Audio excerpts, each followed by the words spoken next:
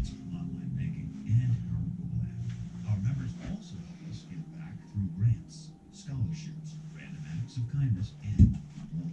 Thousands of Arizonans. We good here? You have to get close to this. It's not that far. That's That's good.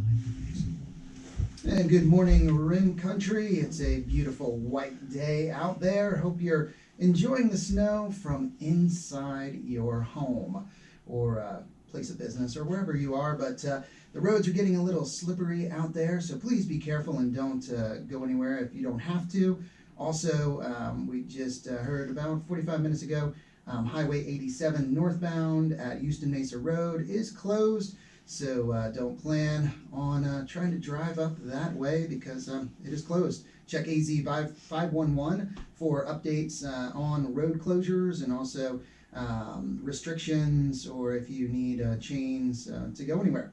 Hey, it's time for, again, our Community Spotlight program. And in the studio have a couple of familiar faces, guys that have been here in the community quite a long time and working with the Mogollon Sporting Association, or commonly referred to as MSA, for a long time, and they're going to fill us in on what MSA has been up to, what they've been doing, and looking at that list. You guys have been very, very busy, and I'm talking to Mr. Craig Swartwood this morning and Jim Goughnour. Good morning, gentlemen. Good morning. Glad to be here, Chris. Hey, thank you for braving the elements and coming in this morning to talk about MSA. I mean, there is so much to talk about, Craig. I mean, looking at this long list, you have you're part of a very active organization. Yes, and our major fundraiser every year is our banquet, which last year we moved to August. Mm-hmm. And it was very, very successful, and it allowed us to do more things within our community for both youth as well as conservation and wildlife. Mm-hmm. So we're looking forward to having another one next August, and we've got some new twists and new turns that I think will make the banquet even better, and people will really, when they come out, have a great time. Now, last year, that was the first MSA banquet that I have ever attended, and I was blown away. I was blown away by the number of people there, the diversity of the people there. It was great to see younger, older, younger people involved with the banquet, helping out. It was just an amazing event. And so I don't know how you can make it better, but if you're saying that it's going to be even bigger and better this year, oh my gosh. Well, we learn every year. Is it 29th or 30th this year? One of those two. I think it's 29th. Yeah. 29th. Wow. So, we try to listen to what our clientele says, and Yeah. it's very easy, and some of this Jim needs to address, but some of the things we do, specifically with the schools, we are very, very careful about getting buy-in from who we're supporting. And that means everything from going out and they'll work on an outdoor project. Scott Davidson Yes. has been working on the Highline Trail, and we've given money to that organization for the mountain biking as well as for observation, and it helps hunters when they pack in and pack out. And, Yes. The football team and the softball team, and they'll either show up and help us set up the banquet, or they'll work on projects for us. And I think that's one reason you see so many younger faces at our banquets. Do you agree with that, Jim? Yeah, absolutely. So the Mogollon Sporting Association traditionally has been about youth and wildlife. Those are the two areas that we focus on. So as Craig said, by default we do a lot with the school, but anything that we can do that supports one of those two areas will typically get funded if there's a request made. The sweet spot for us are things like the Arizona Game and Fish Department. Every year they put on a youth outdoor skills camp where the youth can go learn outdoor camping and hunting and fishing type techniques. And then a squirrel camp, which is actually a small game hunting camp that is sponsored by Game and Fish.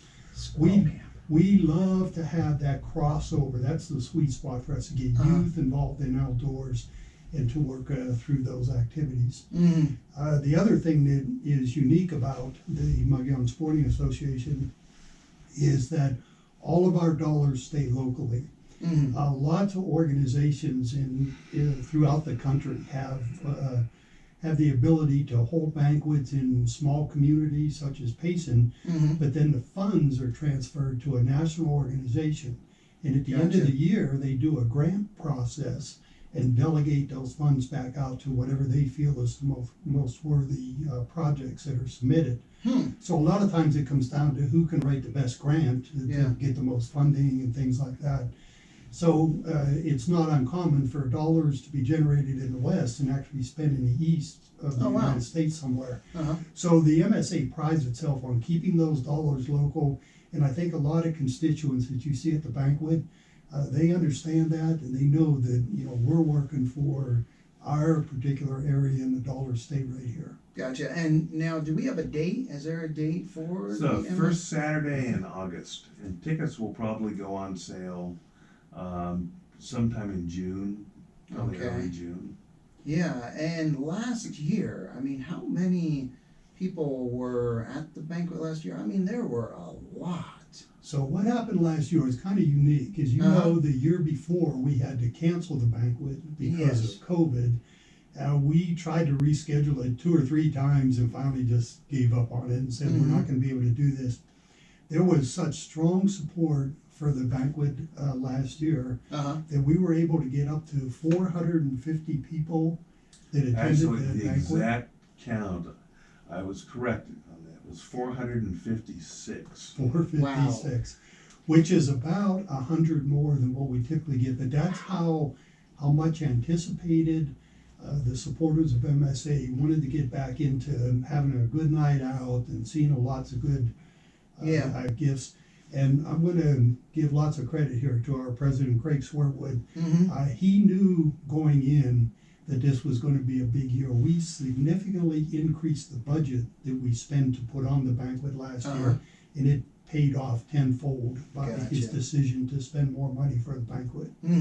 Yeah, it was, wow, it was a great event. It was, I have to say, for my first one, I don't know if it was a good thing or a bad thing, to go to that event, because now the bar's pretty high for me, We've already started planning this year. So our chairman, Becky Prock, is Johnny on the spot, and she wants to have the whole thing done before the 1st of July and everything achieved. And so she's on it big time and has come up with some new type of drawings that aren't expensive to be part of. Gotcha. With some pretty cool prizes you can win. And wow. We're going to reset up the room so it's not as crowded as it was, and do some things like that. But it allows us to do things, Chris, that nobody else out here really does. MHA Foundation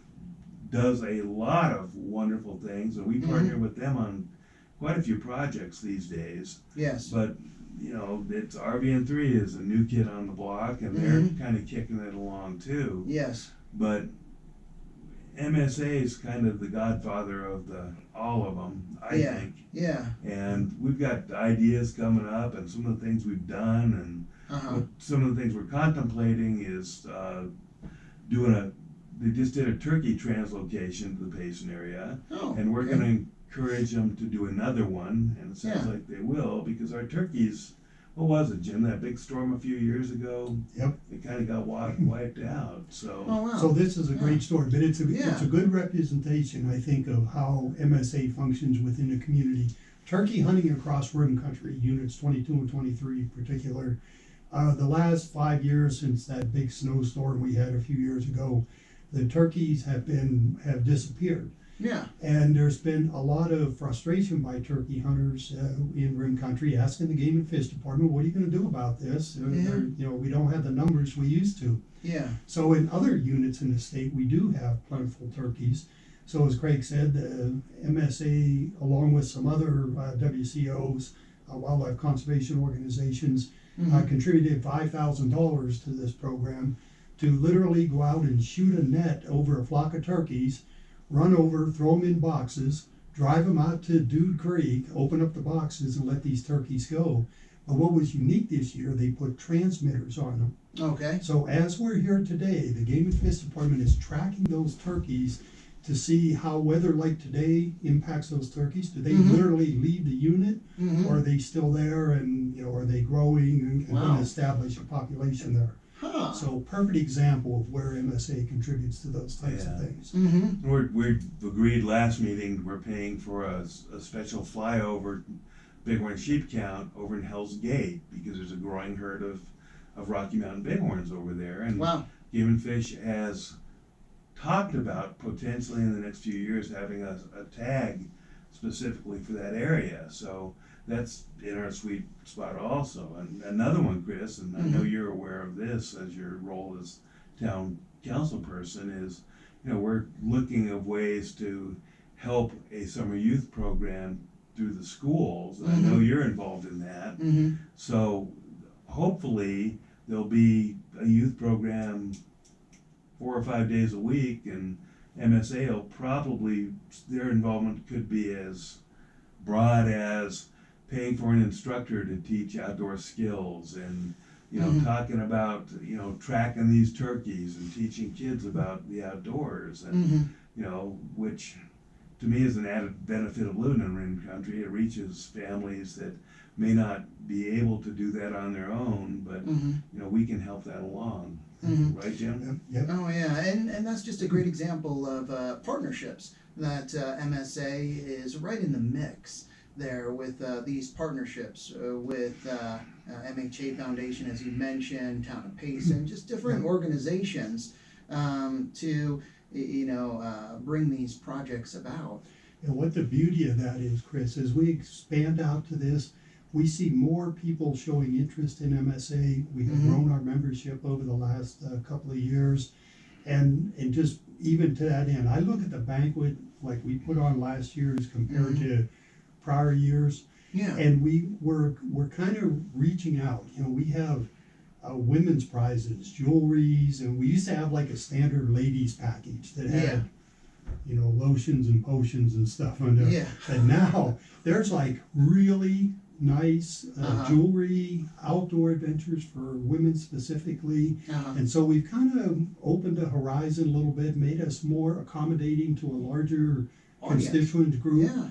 And I think that resulted in a larger number to the banquet. But Becky Prock and Craig, I think, have done a lot of work to expand the influence of MSA to areas that we traditionally hadn't touched in the past. No, it is great to attract a wider audience, bring more people in. You mentioned memberships. So anyone can become a member of the MSA organization? The biggest requirement you have is to attend the banquet, and you're a member. So you're a member. Hey, you didn't know that, did you? I didn't know that. Wow. Hey, I'm just finding out. And we have our monthly meetings, which are, I think they're very worthwhile. They last about an hour and 20 minutes. They're the first Wednesday of every month, and they're held in the office next door to the Dan's Eisen Dairy Store. Okay. It's Access Culture Group. Okay. And we can seat 30 or 40, and usually we have somewhere between 16 and 40 people there. Yeah. And encourage everybody that has any interest in either youth or the outdoors to come to our meeting. We have a board of directors and officers, and people that attend the banquet are welcome. Every year in November we have an election. You can run for that. Wow. Yeah. So how about if there's people that aren't able to make the banquet, or it's sold out because you can only have so many people at the banquet, and they still want to be a part of MSA? Is there, there isn't a fee, I guess, or No. come to our meetings. Come to the meetings. Okay. Yeah. So one of the great things, maybe take a step back here and look at these. When a project is submitted for a request from the MSA, we have a governing board, which, as Craig said, consists of our officers and our board of directors. Craig is our president. I'm the vice president. Joe Perone is our secretary, and Barbara Underwood is our treasurer. Of our board of directors, Ted Pettit, Kevin Scott, Jake Swartwood, Tyson McKee, and Mike Newland are our board of directors. So those 9 members vote on the approval of the projects. Recently, we've agreed to add 2 new members to the governing board to help make these votes. But yes, to answer your question, we have established several subcommittees that work on specific projects or initiatives that we have, and we're always looking for members or leaders of those subcommittees to come help. Okay. Our website is msapayson.org. Okay. If you're looking to make a donation, that's where you would go, or you can contact any member of the MSA and we can get you to the right person. All right, and we had, if people watching, we're also streaming on the KRIM FM Facebook page and YouTube channel, and Nancy Klein is watching, and she asked the question, when will the next banquet be? Again, that is Saturday, August 6th, so please mark your calendar. At the Matazel Casino. Matazel Hotel and Casino, and tickets will go on sale June? Probably approximately June-ish, yeah. Okay, so, be on the lookout for those, and again, the website is msapayson.org. If you would like to find out more information about the MSA organization, make a donation, or just learn about different projects they have going on. And you're also always invited to the meetings. And we have a Facebook page also. Just Okay. put in Mogollon Sporting. Yep, Mogollon Sporting Association on And- Facebook. And that Facebook page will come up. One really exciting thing, Yeah. Chris, and I'll let Jim talk about it. Yeah. We joined a new organization this Mhm. year, and I struggle with remembering the acronym. It So is Jim, the Arizona Sportswoods for Wildlife Conservation. Okay. AZSFWC. Wow, yeah. So this What is is- a umbrella organization. Uh-huh. They focus strictly on conservation, Mhm. and they're a little bit more politically oriented than what MSA is. Traditionally, we don't involve any type of politics into what we do. We're strictly about youth and wildlife. Mhm. And but this organization, they represent 35 different organizations, just like the MSA, Mhm. under their umbrella. So they have a very powerful message to the Arizona state legislators and to the federal governments and the agencies within the federal governments. Quite often go back to Washington, D.C. and testify. I mean, these guys are at that level. But what is really unique, and this was something I think that the MSA governing board was able to get on board with this, because they have a process where you can opt in or opt out.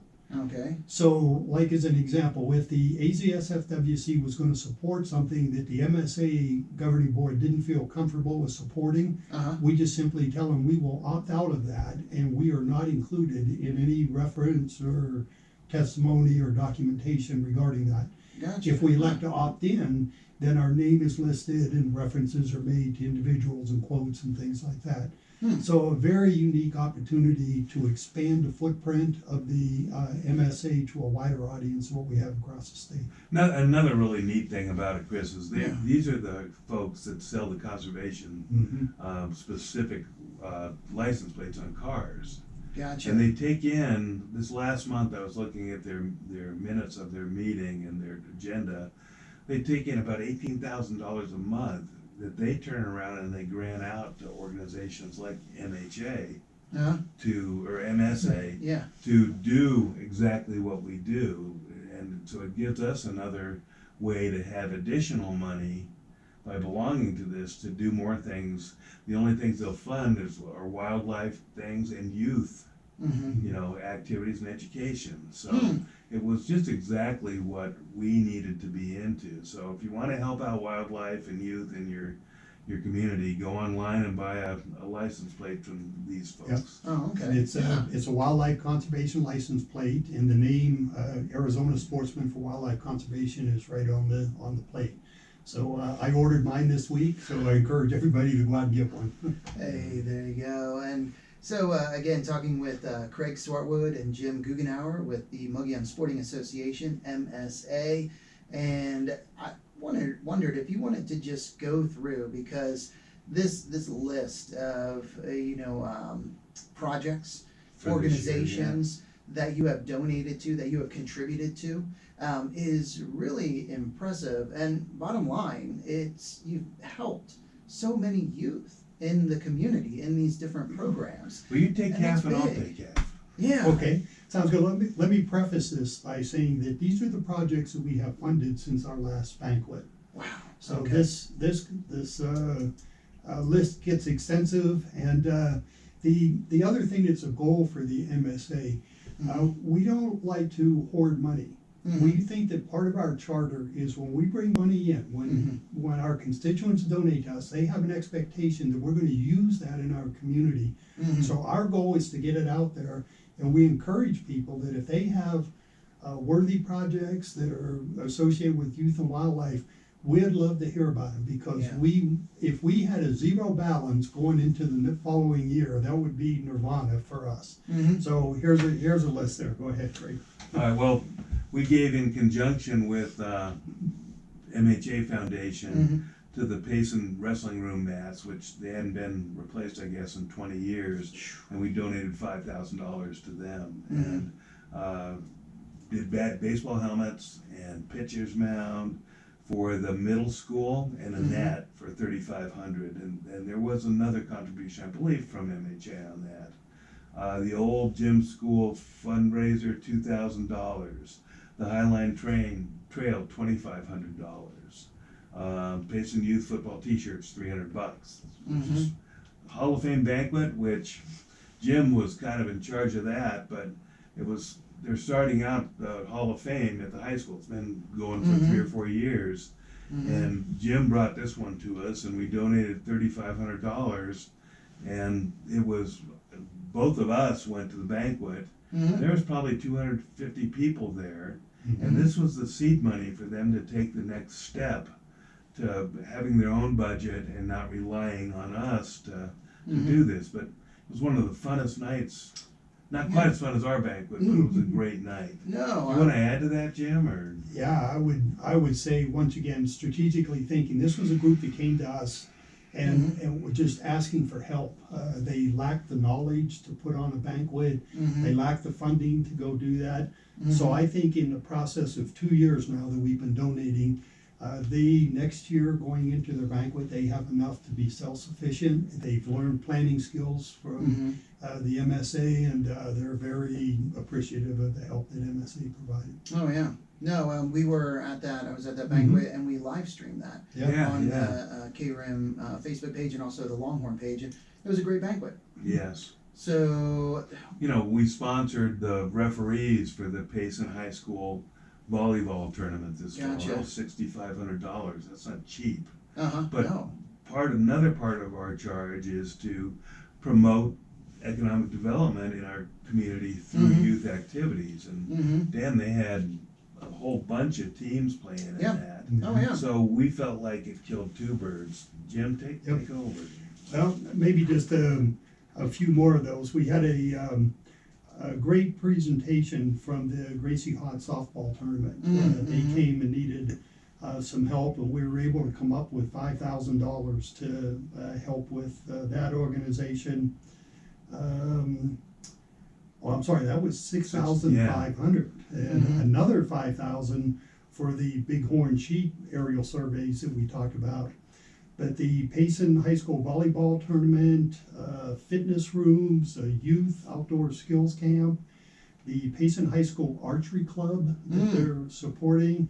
So lots of good projects going on, both for local youth and for wildlife, and we're just happy to be part of all of that. Yeah, so far it was over $48,000 since our banquet. Wow. That went back to the community, and gosh, we got another whole bunch out there that we're poised to make happen.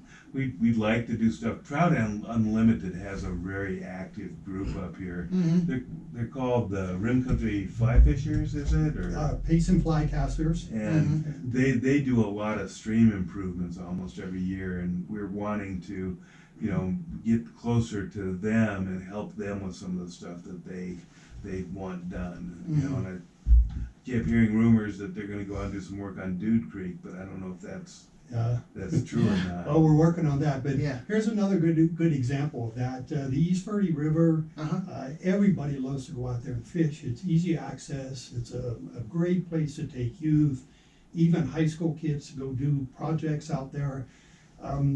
But in the summertime, when the water flow is so low, it has trouble sustaining a trout population. Mhm. So the Arizona Game and Fish came out and said, you know what, we can put Gila trout, which is a unique species to our area here Gotcha. in northern Arizona. They can live in less water than like a rainbow trout, or Oh. especially a triploid and Yeah. stock trout. And but they needed to do some habitat restoration. So the Payson Flycasters and MSA and a whole big group of volunteers went out there and literally put logs and boulders in the stream to make some pools that these Gila trout could survive the low flow times in the East Gotcha. Verde River. It's worked out great. Yeah. Wow. Across the state now, I tell people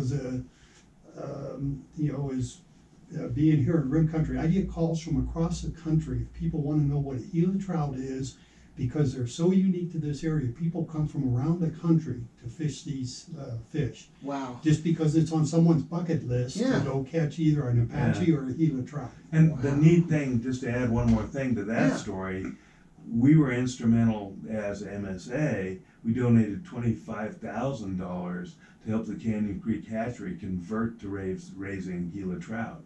So now Okay. there's two places raising them, one in New Mexico and one here. So amazing story here, Yeah. and just a quick history on it. 10 years ago, the Gila trout was an inch away from being listed on the endangered species. Mm-hmm. If it would have been listed on the endangered species, they just, as everyone knows, the U.S. Fish and Wildlife restricts access to those waters wherever those fish are located. Yeah. Yeah. Could have been a severe impact to trout fishermen throughout Rim Country and over into western New Mexico. Mm-hmm.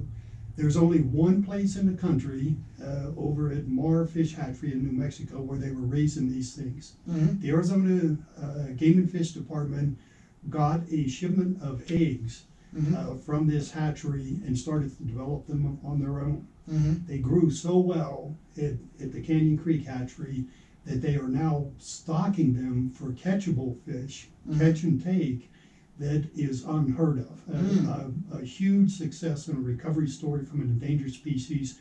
When Arizona did it, that's when New Mexico came online and said they'd like to get some eggs. So Arizona sent the eggs to New Mexico, and now we have a second source to go do that. Wow. But there was a real fear at some time Yeah. that the Moore Fish Hatchery would fail for whatever reason. Get and then burned be down in a extinct. forest Oh, yeah. fire. Yeah. Yeah, if anything happened, because there's only that one source. Exactly. There was only that one source. Wow. So now there's 3, Uh-huh. and everybody feels real confident. But to be able to bring the Gila trout from the verge of being listed as endangered Mm-hmm. to publicly fishing and being able to take and consume them Mm-hmm. is a huge success. Yeah. Oh, 5 yeah. miles, 5 miles from here? Yeah, Yeah. that is big. That is big. So again, looking at this list, this is great how MSA has contributed to wrestling program, baseball program at the middle school, Longhorn gym floor, trails, Payson Youth football, Hall of Fame banquet, volleyball tournaments, the refs, Gracie Lee Hawk softball tournament, Bighorn Sheep,